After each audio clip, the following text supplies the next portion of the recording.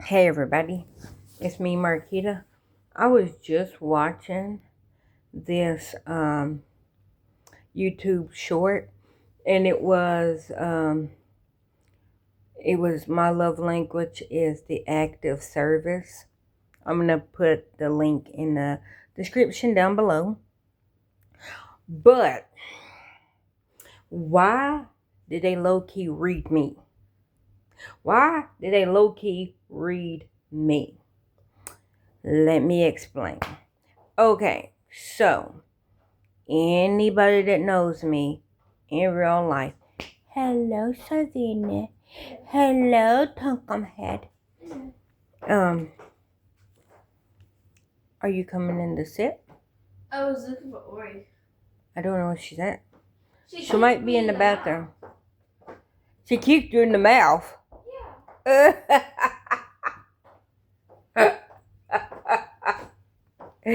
What did your mouth do to kick her in the foot? No, I'm joking. But so let me explain. Anybody that knows me in real life knows that I try my hardest to be 100% independent. And like my love language is food.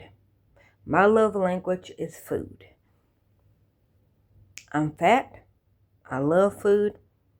And I'm also one of the most pickiest eaters in the world. As of right now, I'm eating seaweed. Now, I had a colonoscopy today. When I did my my stool sample thing, I had seaweed earlier that day. Why? TMI. Why then when I used the bathroom later on that day? Why was it just seaweed? Not broke down. Not broke down. But I know that that's going to happen. Anyways, I'm eating seaweed chips because seaweed chips is my medicine. Thank you. Oh, then send Daddy a message. Tell him to get more oranges. I don't know. Hold on. Here, no, here. Give me that. Is that the list right there? It might not be. No. Here. Hold on. It might be. Yes, it is. Okay, hold on. I need for you to tell Daddy to get a couple of these things. You won't answer my call on Messenger, so you won't have to call. Let's see. Oranges. Now I have a reason to have shrimp. But I don't want any shrimp right now. Yogurt. Yeah. So tell that. Here. I'll send him a message when I get done. Okay. Tell him to get apples too. Okay. Okay, so. But anyway, so my love language is food.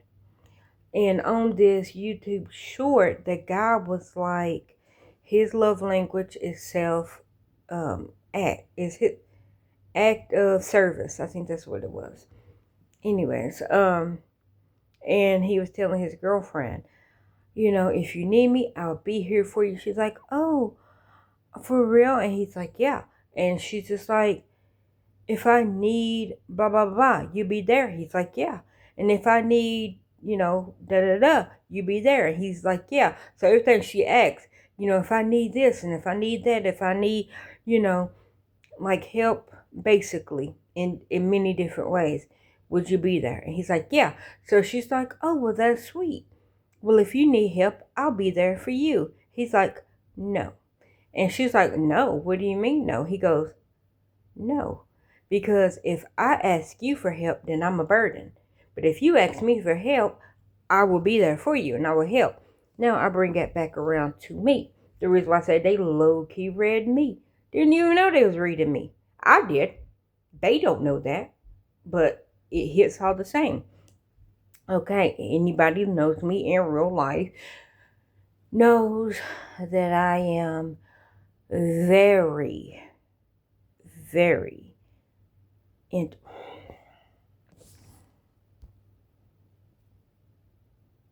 I'm very, very independent thinking. Let me say it in that way. So it don't be like, no, I'm not like independent. But I don't like to ask for help. Like, because this is how I feel. People, ever since the girls have been born, has said, oh my gosh, if you and Gary want to go out on a date, we will babysit. I was like, I don't go anywhere. They're like, yeah, if you need a break. My break is with my girls, is with my kids. They're like, but if you just need me time, my me time is with my kids. Like, I don't think anyone understands that my favorite time is when I'm with my kids. Like, it's like I might like watching videos, but I have to have them near me so that I know that they're okay. And I know that's a me thing. I know that that's a helicopter parent. But I am very afraid of the world. I am very afraid of the world. And I will explain like partly why. Because me growing up, I have always been a homebody. I have never liked going outside. But because I was born in the 80s, raised in the 90s, I was one of them kids that my mama woke up and was like, okay, go outside and play. I don't like going outside and play. I like being in my room, playing with my dolls, playing with my toys. My mom was like, nope, go on out. But I was also one of them kids that you go outside and play. You don't be in grown folks' business, or don't be in grown folks' mouth. That means don't just sit there and watch them. Get out of the business. You don't even have to say nothing. Just if adults are talking, that's your cue to walk away. Like if they are in the middle of a conversation. I was raised in that type of culture, I guess you could say. But also my mama like, okay, it's daytime, it's not raining, weather, whatever. If it's cold, put a coat on, but you gotta go outside. But I was also the one that, and you gotta be back in before the street lights come on. So I was both the one that got pushed out of the house, but also had to be in the house before a certain time.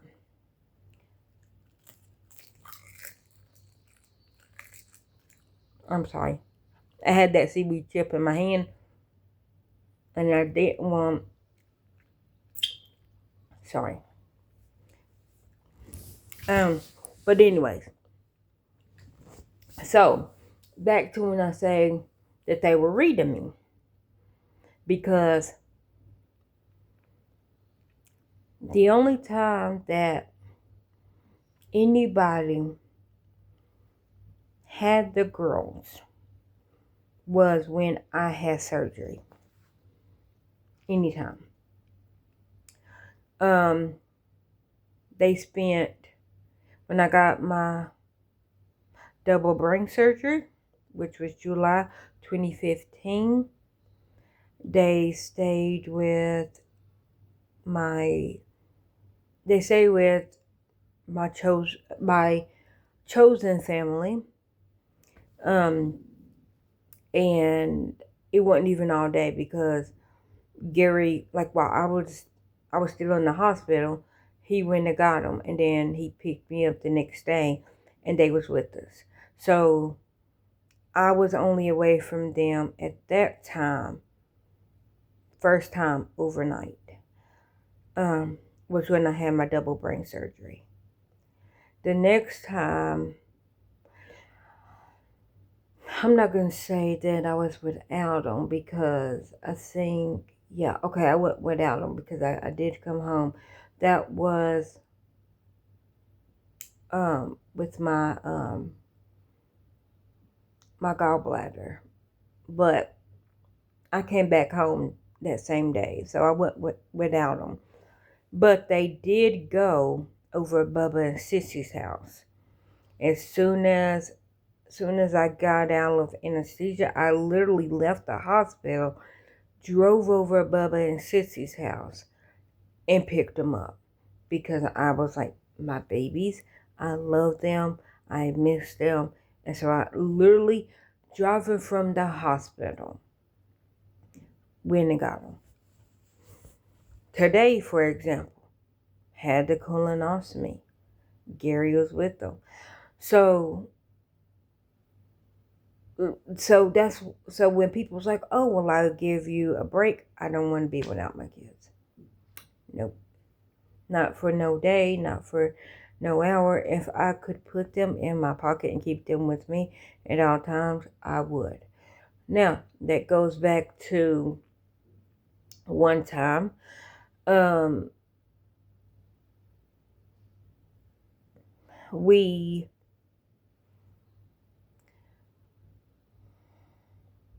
not going to say that we didn't have any food. Like, it was like one time that money got kind of funky. And it wasn't nothing that we did. It was something beyond our power. But my first thought was, I think the girls might have been 3 about this time. But I remember my first thought was, what is my baby's gonna eat? Which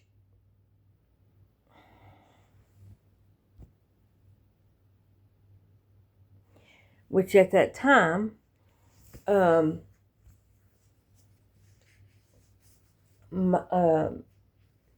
we had,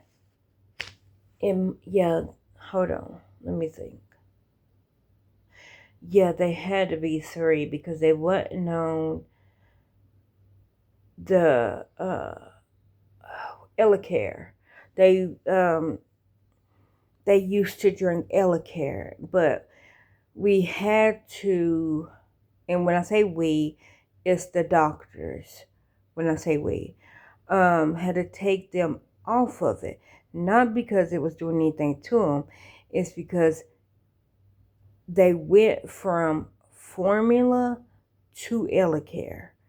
And we were trying to introduce food with, like, not inside the Elecare, but like have like a small sippy cup of Elecare, but also them eat real food. And they were like, just give me my Elecare. And we're like, no, you have to start eating real food. Because I didn't get, that's one phase that I never got. I never got the baby food stage. I never got that because they were on NeoSure from birth up to 14 months. So they were on it, to like a month after they turned 1.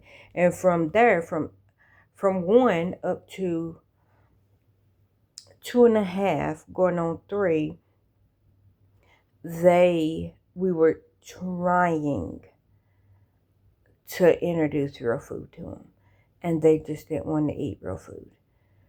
As long as they had that. And I mean, I know the Elecare it's a toddler formula, and it is for, it's for toddlers, but usually it's just to add to what they were eating, so that they would have enough nutrients and stuff. And the reason why we, the doctors, and me, because I was like, okay, I understand that they're getting nutrients, and their blood work never showed that they needed something because they wasn't getting it. Like, their blood work was great.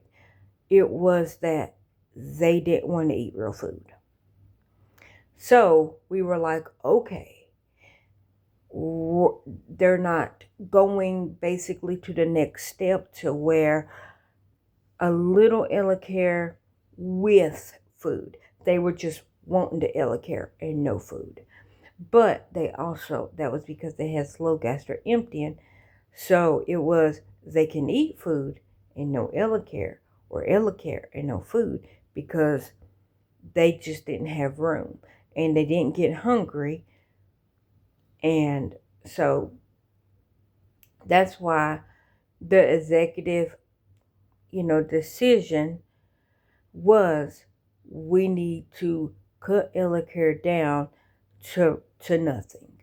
But it wasn't like drastically, like one day they have it, next day they didn't. No. But it was around that time is when the money got a little funky, and we had food. We had food in the house, but because we were in that in-between stage to where we were trying to get them off of EleCare, and then onto food, there was only certain foods that they would eat. Like they would eat mashed potatoes.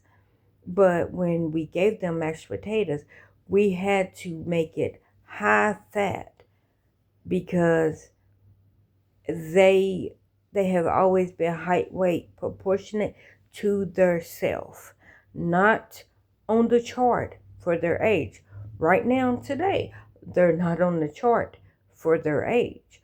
They are still height weight proportionate to their self, meaning they're not the size or height of a normal or of a regular 12-year-old. That's just not them. They have never been they have never been on the chart for the age that they are. They have always been height weight to their own self. So the height that they are, that's how much they're supposed to weigh. That's what that means if nobody knows what height weight proportionate is. Now, you look at Hannah, you look at Savannah. Now, at this time, yes, Hannah is thinner than her height, but she's not unhealthy. And it's nothing that we do, it's nothing that she do, and her blood work is not saying that she is missing anything. Now, she does have a sibling that is also thinner than her height. And she's healthy enough to where in her profession, she could still do her profession, even though on paper she's not the height weight to her age. She is the height weight to herself. She's a little thinner, but she's not unhealthy. And her profession that she does, she needs to be bulky. But just because she doesn't look like it doesn't mean that she still can't perform in her profession. I just say it like that. But that's how Hannah is.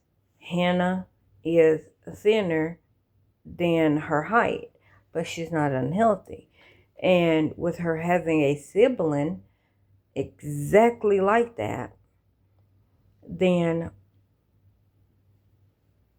so far the doctors haven't said anything about it.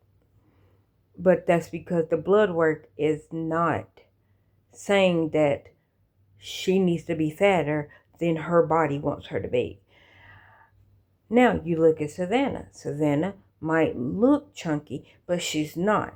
What it is, she also has a sibling that also looks chunkier than she is.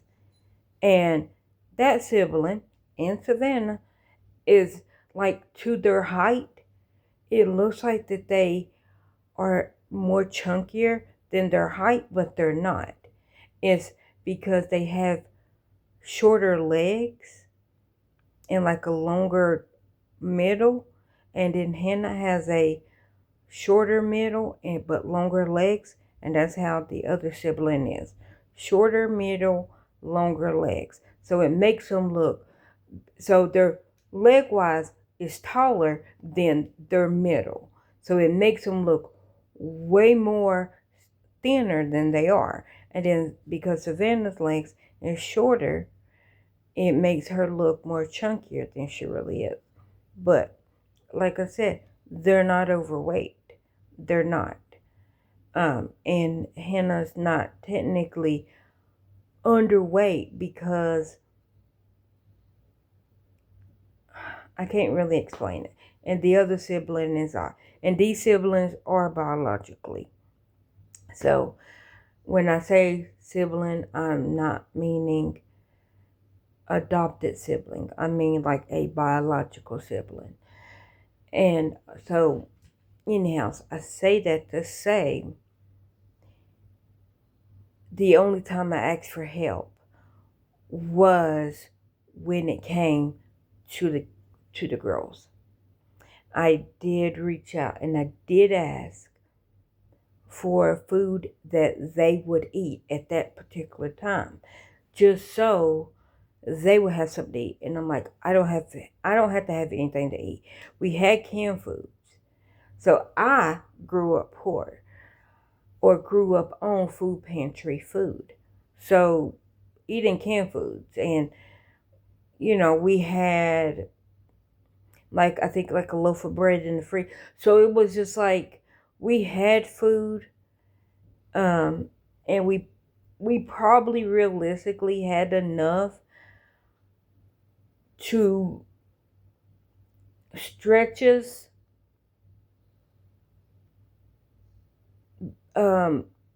like if we needed food, we technically had food. It's just it wouldn't have been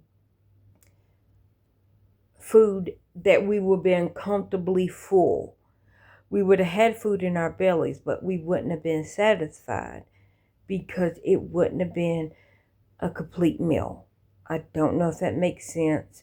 And if you eat and you're not satisfied, your brain is hungry even though your body is not.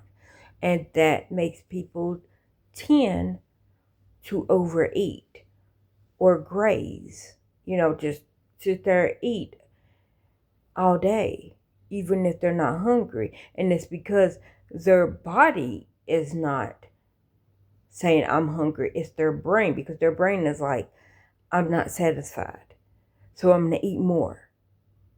And it's like, I cannot eat anymore. But then you're like, I'm starving. Example, I love carbs. I love bread. I don't like meat. So if I feel like I haven't had a carb, I'm not satisfied. A vegetable, if it's like, I need this, I want this, and then I don't get it, I'm not satisfied. Even if I'm not physically hungry. And I know I have to go back into me and I have to tell me, Keita, you ate. You're not physically hungry. You're mentally hungry. But I was saying that I don't like asking for help. And I always tell people, because people's like, it's okay to ask for help. I know that it's okay to ask for help. But I do not like asking for help. I do not like accepting anything from anybody. Now, I will if I need it. But if I don't need it, I really don't accept it. And that was like last March. I could bring this up. Perfect example. And it technically happened this February. I just didn't ask for help. But last year, when we moved into the apartment that we just moved from, because like we're still in the same apartments, but not the same apartments. If you know where I live, it will make perfect sense. If you don't, it don't make no sense. But anyway, so when we moved the first time from the first apartment to the second apartment, which was the apartment we just left, this is the third apartment. So when we moved from the first apartment to the second apartment, because I was on a levelized billing where they take out only a certain percent based on my income, because I am poor, so they only took out a certain amount. Now, I'm not knowing that, oh, I used more money because I don't get a physical bill. It's a paperless automatic payment. So whatever they took out is what I paid. So I say that to say when I moved from the other apartment, I had a $400 bill. And I'm like, why's my bill that high? And they go, because when you move from one apartment and you get your service transferred. Now, I didn't know this until last year, that when you move and your bill gets transferred, you got to pay that old bill off. So when you move to the new place, well, okay, so when I moved from apartment 1, it wasn't that I wasn't paying my bill. It was they were only taking out a certain percentage. So when I moved to the new place, even though it's the same apartment complex, I still had to pay off the old bill at the new apartment. Even though I just moved from literally one apartment to the next. Same company, same apartments. It just because I moved I moved addresses. So I had to stop the auto draft. I then had to pay a big lump sum of this amount of money and then pay another big lump sum. Now, with that said, I don't get food stamps. So that really hurted me because I had to, which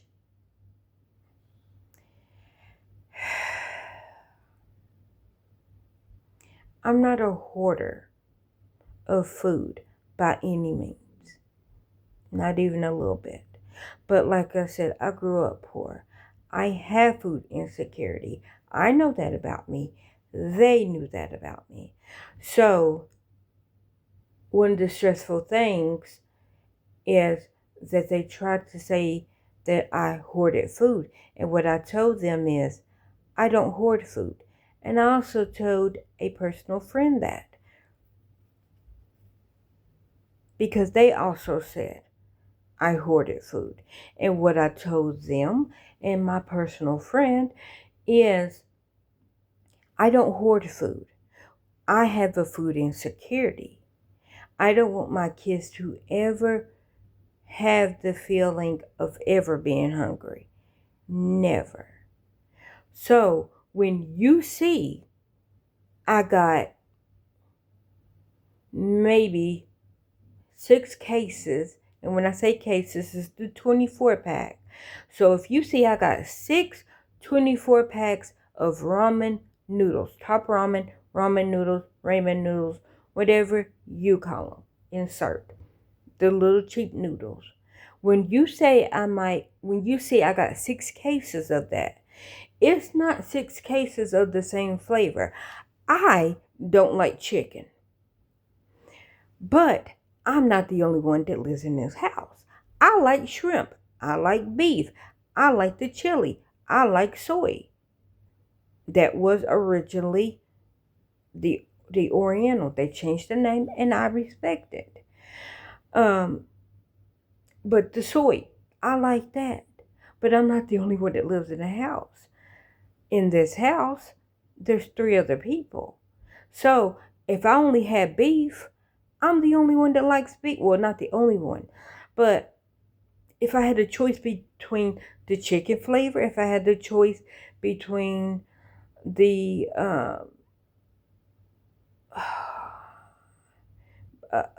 it's the roasted something. It's another one.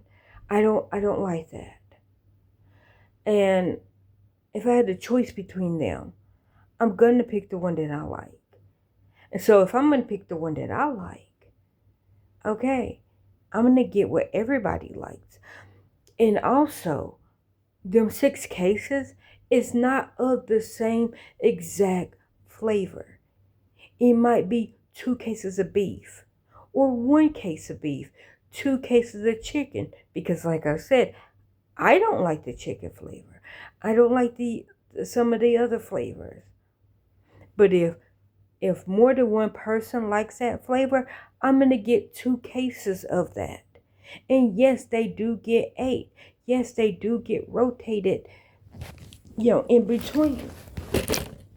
But no, I buy them before I'm out of them, because I never know when an emergency is going to happen.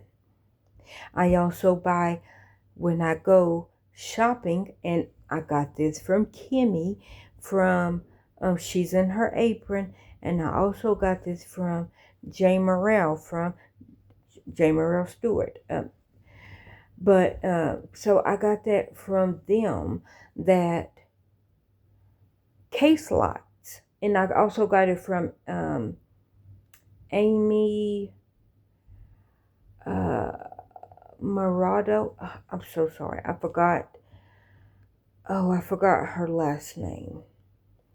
It's Amy something. It's something with an M.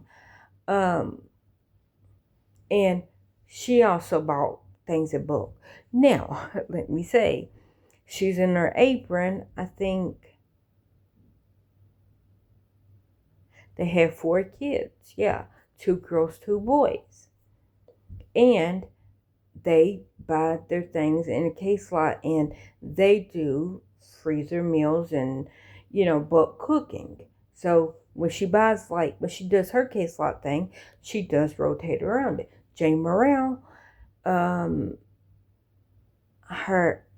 she has 9 kids, but she feeds a lot more people. So yeah, she has a big family. Sarah from My Tribe of Many, her and her husband, Solo, love them. They have 10 kids, or they might have 11, because I think Peace is baby 11. Yeah, because Sarah always says she wanted 12 kids, but I think Peace was baby 11. But anyways, they have 11 kids, but they feed a lot more.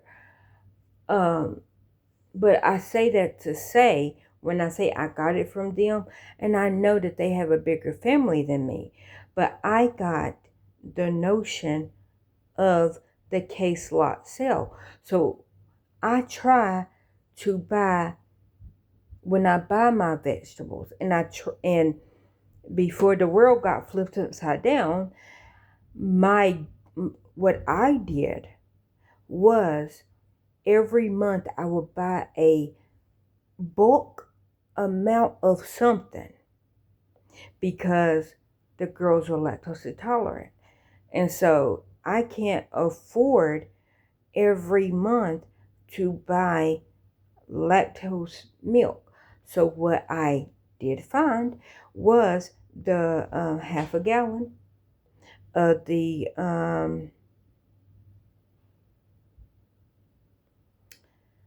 lactate.